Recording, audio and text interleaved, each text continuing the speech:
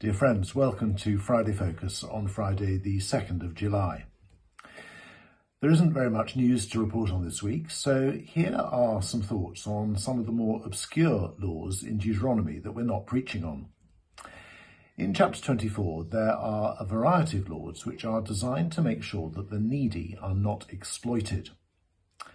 When we read these laws in the light of the New Testament, they have some very contemporary applications which we would do well to pay attention to. I mention just three.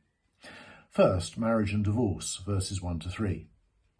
A man is not allowed to marry a woman he has divorced, who has subsequently married somebody else.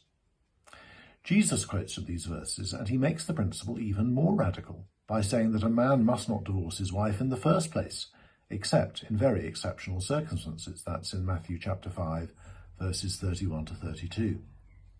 Now, the purpose of this is to protect marriage, and especially to protect women from men abandoning them, which of course is such a scourge in our society.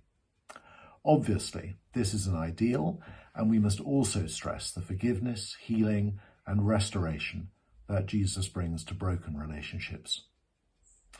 In order to build strong marriages, a newly married man must not spend time away from his home in the first year of his marriage, in order to bring happiness to the wife that he has married, verse 5. What a brilliant piece of advice that many marriages could benefit from, however many years they've been going. Secondly, security for loans, verses 6 and 10 to 13. When lending to others, a millstone must not be taken as security for the debt, because it's taking away somebody's livelihood. And neither must their cloak be taken, because that's their bedding. And the lender must not go into the house of the person he's lending to find valuable items to take in pledge in order to preserve their dignity. In our society, where many are crippled and demeaned by credit card and other forms of high-interest loans, we could learn much from this.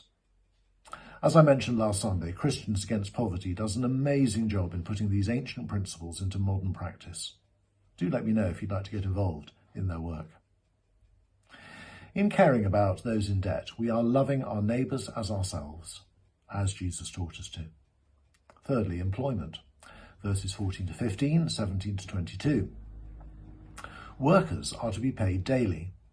In a poor and agrarian society where almost all a person's income went on food, this is to ensure that families had enough to eat each day, and that people did not have to take out loans as above.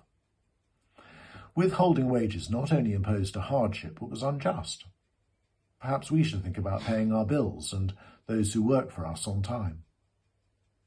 In verses 17 to 18, widows and orphans who had no means of support are to be treated with justice and never to be taken advantage of.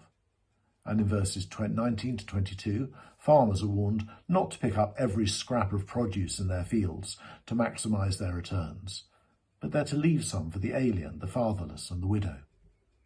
Well, how are we doing for those who are on their own or who are vulnerable in our community? Remember Acts 4 verse 34? There were no needy people amongst them. Why are the Israelites to behave in these generous and kind ways? Well, because they were slaves in Egypt and God rescued them, verses 18 and 22. And why are we to be similarly generous and kind? Because in Jesus, God has rescued us from sin and death and hell. If God has been so lavishly open-handed to us, then surely we should open our hearts and our hands to the needy in our community.